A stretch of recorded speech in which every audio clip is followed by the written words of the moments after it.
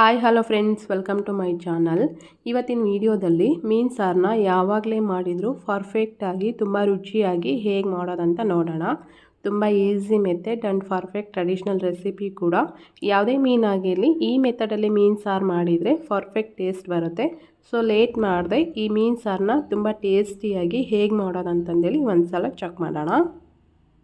ಮೊದಲಿಗೆ ನಾವು ಈ ಮೀನು ಸಾರು ಮಾಡೋದಕ್ಕೆ ಮಸಾಲಾನ ಪ್ರಿಪೇರ್ ಮಾಡ್ಕೊಳ್ಳೋಣ. ಇವಾಗ ಒಂದು ಮಿಕ್ಸಿ ಜಾರಿಗೆ 1-2 ಸ್ಪೂನ್ ಆಗೋಷ್ಟು ಧನಿಯಾಕಾಳು, 1/4 ಸ್ಪೂನ್ನಷ್ಟು ಮೆಂತ್ಯಕಾಳು, ಒಂದು ಅರ್ಧ ಸ್ಪೂನ್ನಷ್ಟು ಜೀರಿಗೆ, 1 ಏಲಕ್ಕಿನ ಹಾಕಿಬಿಟ್ಟು ಸಪ್ರೇಟಾಗಿ ಪೌಡರ್ ಮಾಡ್ಕೊಂಡ್ಮೇಲೆ ಬೆಳ್ಳುಳ್ಳಿನ ಹಾಕಿ ಈ ರೀತಿ ಪೌಡರ್ ಮಾಡಿ ಇಟ್ಕೊಳ್ತಾ ಇದ್ದೀನಿ. ಫಸ್ಟೇ ನಾವು ಬೆಳ್ಳುಳ್ಳಿನ ಹಾಕಿ ರುಬ್ಕೊಳ್ಳೋದ್ರಿಂದ ಪೌಡರ್ ಅನ್ನೋದು ಈ ರೀತಿ ಪರ್ಫೆಕ್ಟಾಗಿ ಪೌಡರ್ ಆಗೋದಿಲ್ಲ. ಹಾಗಾಗಿ ಅದನ್ನು ಸಪ್ರೇಟಾಗಿ ಪೌಡರ್ ಮಾಡ್ಕೊಂಡ್ಮೇಲೆ ಕೊನೆಗೆ ಬೆಳ್ಳುಳ್ಳಿನ ಹಾಕಿ ಪೌಡರ್ ಮಾಡ್ಕೋಬೇಕು.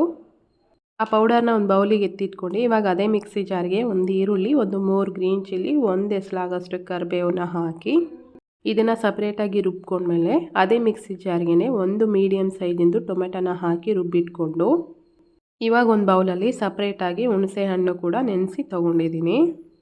ಹಾಗೆಯೇ ಒಂದು 700 to 800 ಗ್ರಾಮ್ ಆಗೋಷ್ಟು ಮೀನನ್ನು ಸಹ 1-2 ಸಲ ಚೆನ್ನಾಗಿ ವಾಶ್ ಮಾಡಿಕೊಂಡು ಒಂದು ಪ್ಲೇಟಲ್ಲಿ ಎತ್ತಿಟ್ಕೊಂಡಿದ್ದೀನಿ. ಮೀನು ನೀಚು ವಾಸನೆ ಬರಬಾರ್ದು ಅಂದರೆ ಮೀನು ವಾಶ್ ಮಾಡಬೇಕಾದ್ರೆ ಸ್ವಲ್ಪ ರಾಗಿ ಹಿಟ್ಟು, ಅರಿಶಿನ ಪುಡಿ, ಉಪ್ಪು, ಲೆಮನ್ ಹಾಕಿ ಒಂದು ಸಲ ಚೆನ್ನಾಗಿ ಮಿಕ್ಸ್ ಮಾಡಿ ಒಂದು 5 ನಿಮಿಷ ಬಿಟ್ಟು ಮತ್ತೆ ಅದನ್ನು ನೀಟಾಗಿ ವಾಶ್ ಮಾಡಿದರೆ ಮೀನು ಸ್ಮೆಲ್ ಬರೋದಿಲ್ಲ. ಇವಾಗ ಒಂದು ಕಡಾಯಿಗೆ ಸ್ವಲ್ಪ ಎಣ್ಣೆ ಹಾಕ್ಕೊಂಡು ಎಣ್ಣೆ ಬಿಸಿ ಆಗ್ತಾ ಇರಬೇಕಾದ್ರೆ 1 ಎಸಳು ಕರಿಬೇವನ್ನು ಹಾಕಿ ಈರುಳ್ಳಿನ ಪೇಸ್ಟ್ ಮಾಡಿ ತೊಗೊಂಡಿದ್ವಲ್ವ ಅದನ್ನು ಇದರಲ್ಲಿ ಹಾಕಿಬಿಟ್ಟು ಒಂದು ಸಲ ಚೆನ್ನಾಗಿ ಈ ರೀತಿ ಮಿಕ್ಸ್ ಮಾಡ್ಕೊಂಡ್ಮೇಲೆ 1 ಚಮಚದಷ್ಟು ಶುಂಠಿ ಮತ್ತು ಬೆಳ್ಳುಳ್ಳಿ ಪೇಸ್ಟನ್ನು ಹಾಕ್ಕೊಳ್ತಾ ಇದ್ದೀನಿ. ಇದು ಬಂದುಬಿಟ್ಟು ಮನೇಲೇ ಮಾಡಿರೋಂಥ ಶುಂಠಿ ಬೆಳ್ಳುಳ್ಳಿ ಪೇಸ್ಟು. ಈ ರೆಸಿಪಿ ಬೇಕು ಅಂದರೆ ನನಗೆ ಆಲ್ರೆಡಿ ಅಪ್ಲೋಡ್ ಮಾಡಿದ್ದೀನಿ, ನಿಮಗೆ ಬೇಕು ಅಂದರೆ ಒಂದು ಸಲ ಚೆಕ್ ಮಾಡಿ. ಶುಂಠಿ ಮತ್ತು ಬೆಳ್ಳುಳ್ಳಿ ಪೇಸ್ಟ್ ಹಾಕಿದ್ಮೇಲೆ 1-2 ರಿಂದ 3 ನಿಮಿಷ ಚೆನ್ನಾಗಿ ಫ್ರೈ ಮಾಡ್ಕೋಬೇಕು. ಮಸಾಲೆಯಿಂದ ಈ ರೀತಿ ಸ್ವಲ್ಪ ಎಣ್ಣೆ ಬಿಟ್ಕೊಂಡ್ಮೇಲೆ 1-2 ಸ್ಪೂನ್ನಷ್ಟು ಬ್ಯಾಡಗಿ ಚಿಲ್ಲಿ ಪೌಡರು, 1/4 ಟೀ ಸ್ಪೂನ್ನಷ್ಟು ಅರಿಶಿನ, 1/2 ಸ್ಪೂನ್ನಷ್ಟು ಧನಿಯಾ ಪೌಡರು, ರುಚಿಗೆ ತಕ್ಕಷ್ಟು ಉಪ್ಪನ್ನು ಹಾಕಿ ಮತ್ತೆ ಒಂದು ಸಲ ಚೆನ್ನಾಗಿ ಮಿಕ್ಸ್ ಮಾಡ್ಕೋಬೇಕು. ನಾನಿಲ್ಲಿ ಈ ಮೀನು ಸಾರು ಮಾಡೋದಕ್ಕೆ ಯಾವುದೇ ಥರದ ಕೊಬ್ಬರಿ ಬಳಸ್ತಾ ಇಲ್ಲ, ಹಾಗೇ ಮಾಡ್ತಾ ಇರೋದು. ಸೊ ನೀವು ಯಾವತ್ತೂ ಟ್ರೈ ಮಾಡಿಲ್ಲ ಅಂದರೆ ಈ ಮೆಥಡಲ್ಲಿ ಒಂದು ಸಲ ಟ್ರೈ ಮಾಡಿ, ಖಂಡಿತ ನಿಮಗೆಲ್ರಿಗೂ ಇಷ್ಟ ಆಗುತ್ತೆ. ಪೌಡರೆಲ್ಲ ಹಾಕಿದ ಮೇಲೆ ಒಂದು ಸಲ ಇದನ್ನು ಈ ರೀತಿ ಮಿಕ್ಸ್ ಮಾಡಿಕೊಂಡು ಟೊಮೊಟೊ ಏನು ಪೇಸ್ಟ್ ಮಾಡಿ ಇಟ್ಕೊಂಡಿದ್ವಲ್ವ ಅದನ್ನು ಸಹ ಇದರಲ್ಲಿ ಹಾಕಿ 1-2 ನಿಮಿಷ ಫ್ರೈ ಮಾಡ್ಕೊಂಡ್ಮೇಲೆ ಹುಣಸೆ ಹಣ್ಣು ಏನು ತೊಗೊಂಡಿದ್ವಲ್ವ ಆ ಹುಣಸೆ ಹಣ್ಣಿನ ರಸನೂ ಸಹ ಇದರಲ್ಲಿ ಸೇರಿಸ್ಕೊಳ್ತಾ ಇದ್ದೀನಿ. ಒಂದು ವೇಳೆ ನಿಮ್ಮ ಕಡೆ ಬ್ಯಾಡಗಿ ಚಿಲ್ಲಿ ಪೌಡರ್ ಇಲ್ಲ ಅಂದರೆ ನಿಮ್ಮ ಕಡೆ ಯಾವ ಪೌಡರ್ ಅಂದರೆ ಗುಂಟೂರು ಚಿಲ್ಲಿ ಪೌಡರ್ ಆಗಿರ್ಬೋದು, ಯಾವುದಿರುತ್ತೋ ಅದನ್ನು ಯೂಸ್ ಮಾಡ್ಕೊಳ್ಳಿ. ಆದರೆ ಬ್ಯಾಡಗಿ ಚಿಲ್ಲಿ ಪೌಡರ್ ಹಾಕಿ ಮಾಡೋದ್ರಿಂದ ಈ ಮೀನು ಹುಳಿ ಅನ್ನೋದು ತುಂಬ ಚೆನ್ನಾಗಿರುತ್ತೆ. ಹಾಗೆ ನೋಡೋದಕ್ಕೂ ಸಹ ತುಂಬ ಕಲರ್ಫುಲ್ಲಾಗಿ ಕಾಣಿಸುತ್ತೆ.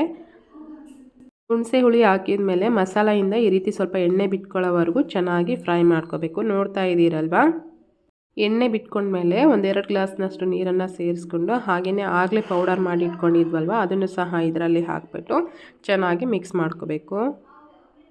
ಉಪ್ಪು ಖಾರ ಎಲ್ಲ ಕರೆಕ್ಟಾಗಿ ಆಗಿದೆಯಾ ಇಲ್ವಾ ಅಂತಂದೇಳಿ ಇಲ್ಲೊಂದು ಸಲ ಕ್ರಾಸ್ ಚೆಕ್ ಮಾಡ್ಕೋಬೇಕು ನಾವು. ನನಗಿಲ್ಲಿ ಸ್ವಲ್ಪ ಉಪ್ಪು ಕಡಿಮೆ ಆಯಿತು ಅಂತ ಅನ್ನಿಸ್ತು, 1/4 ಚಮಚದಷ್ಟು ಮತ್ತೆ ಉಪ್ಪನ್ನು ಸೇರಿಸ್ಕೊಂಡಿದ್ದೀನಿ. ಉಪ್ಪು ಹಾಕಿದ್ಮೇಲೆ ಒಂದು 10 ನಿಮಿಷ ಇದನ್ನು ಚೆನ್ನಾಗಿ ಕುದಿಯೋದಕ್ಕೆ ಬಿಟ್ಬಿಡೋಣ.